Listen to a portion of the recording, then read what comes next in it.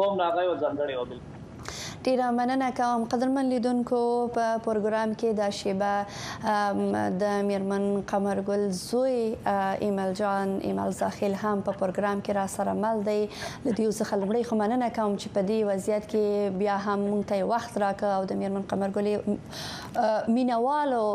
ته وخت ورکړ او پروګرام ته حاضر شوه د ایمل جان اول خو تاسو ته تسلیت وایم میرمن قمرګل د افغانستان او د پښتو ژبې ویاړ و د مړینه افغانستان او افغانانو ته لویه ضایعه ده خو تاسو ته چې نه یوازې تاسو ته استاد و تاسو مور هم و او د هر بل چا نه تاسو ته به ډیره په دې اوس وخت کې به سخت وي چې تاسو د هیواد مطرح هنرمند نه بلکې خپل مور مو له لاسه ورکړي غواړم ستاسو احساس باندې پوه شم او بل دا چې میرمن قمرګل څنګه مور و تاسو ته ډیره مننه ګرانې خورې اول خو ستاسو د همکارانو د غم شریکینا او بیا ستاسو په خوا کې د میلیونونو افغانانو چې تر اوسه پورې موږ سره زموږ فامیل سره غم شریکی خودلې دا غینه ډیره مننه الله تعالی دې هغه ته اجر ورکړي میرمن قمرګل بارکه خبرې کول ډیر زما لپاره مشکله ده ډیره مهربانه مور د دې په خوا کې چې ډیر زحمتونه ایستلي د په خوا کې ډیر مهربانه مور و او نه بغیر خپل په فامیل باندې په جملان په همیشه زمونږ په دا اخر سفر کې په عمره کې زما په خوا کې به کله ناسته و نو اول به خپل فامیل ته دعا کوله به د افغانستان خلکو ته دعا کوله زما په ټول عمر کې نه یادېږي چې زما مور خپل کوم مونځ قضا کړی او په سلهاو کې نه په زرهاو به زه تاسو ته ووایم چې زه شاهد یم ځکه چې هغه زه د هغې په وکیل په شان د هغې نماینده په شان همیشه د دې کارونه ما مخکې وړل نو کوم ځای کې چې به جومات جوړېدلو اول غږ به د دی و زه د دې په هنر باره کې خو تاسو ته ټول دنیا ته معلومه ده واقعا ډېر هلې ځلې وکړې ډېر مبارزه وکړه او کومې سندرې کوم خدمت چې کړی دی د افغانستان هنر ته زه فکر کوم چې هغه د خلکو نه هیر شي او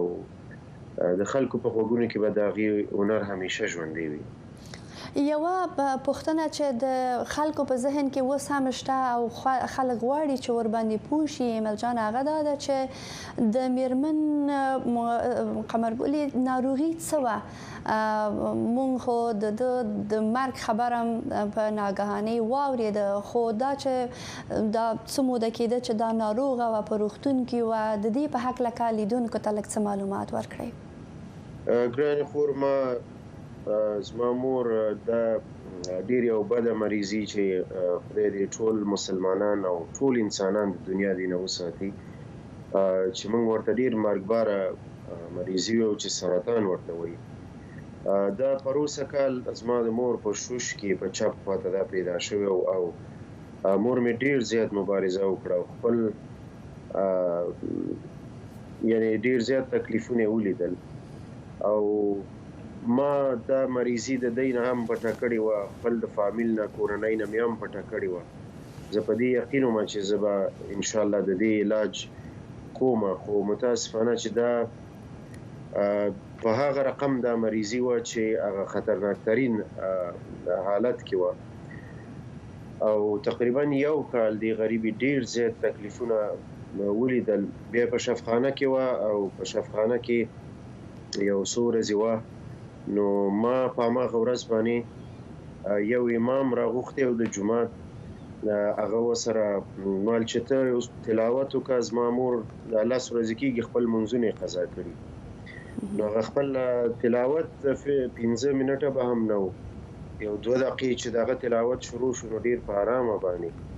خپل سترګې پټې کړې او خپل ځان یې حق ته وسپارلو زه پرون دلته په مراسمو کې د دې خاورو ته موږ سپارله او خپل ابدي کور ته تلله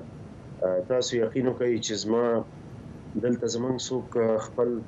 زما ورونه یا زموږ شخصي داسې نږدې کورنۍ نشته خو دا څومره افغانان چې دي په میلیونها افغانانو ما ته تر اوسه پورې پیغامونه میسیجونه رالېږلي دي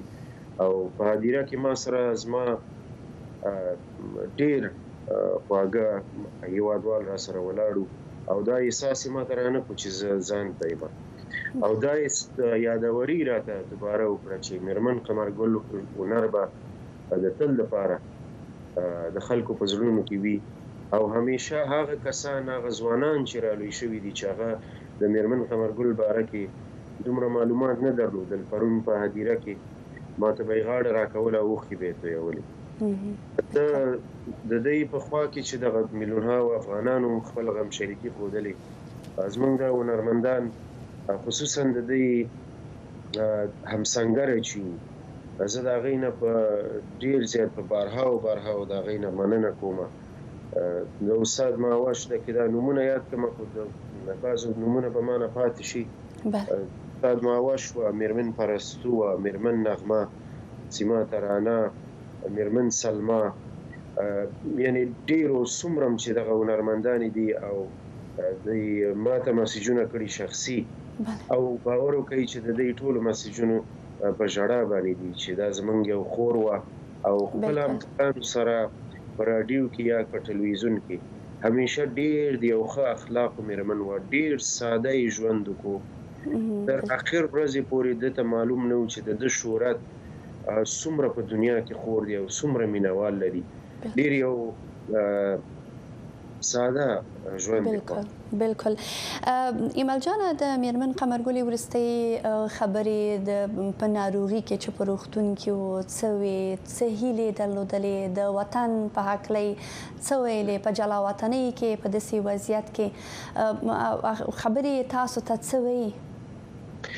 د میرمن قمرګل لکه څنګه چې نور هنرمندان هم لږ شکایت او شکوا په زړه کې لري هغه دا ده چې